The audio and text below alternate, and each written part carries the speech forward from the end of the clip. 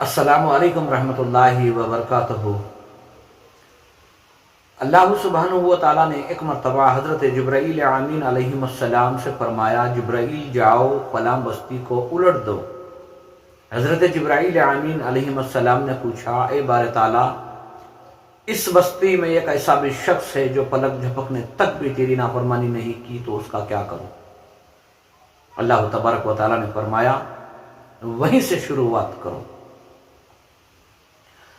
وہ بندہ صرف اپنی جنت کو سنوارنے میں لگا، اس کی آنکھوں کے سامنے میرے دین کا مذاق اڑایا گیا، لیکن پھر بھی وہ خاموش رہا۔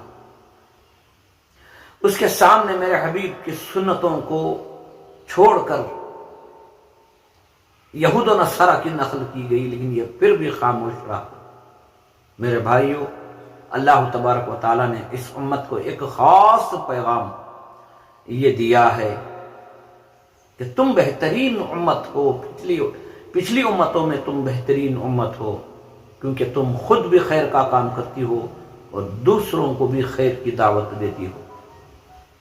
تم خود بھی برے کاموں سے بچتے ہو اور دوسروں کو بھی برے کاموں سے بچانے کی کوشش کرتے ہو، تب جا کر تم بہترین امت ہو۔ ہم بہترین امت اس وقت بن سکتے ہیں جب ہم ہمارے ماحول کو پہچانیں گے۔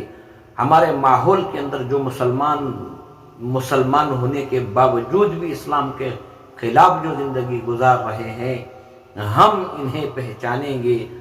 ہم انہیں پہچان کر علم و حکمت کے ذریعے ان کو ان کی ذمہ داریوں کا احساس دلائیں گے، تب جا کر ہم بہتر امت بن سکتے ہیں۔ جھوٹ کے بازار گرم ہے، رشوت خوری کے بازار گرم ہے، ماں باپ کی نافرمانی ہے، مسجدوں سے دور جو ہے، کون سمجھائے گا، کون بتائے گا؟ میرے بھائیوں، ہم خود ذمہ دار ہیں، ہم خود ذمہ دار ہیں۔ علم و حکمت کے ذریعے جو ترکیب ہو سکتی ہے، اس کے ذریعے سے ہم امت کو آگاہ کرنے کی کوشش کریں گے۔ اللہ سے دعا کرو کہ اللہ سبحانہ و تعالیٰ ہمیں دین کی صحیح سمجھ عطا فرمائے اور اس کے مطابق عمل کی توفیق عطا فرمائے۔ اللہم اعز الاسلام والمسلمین۔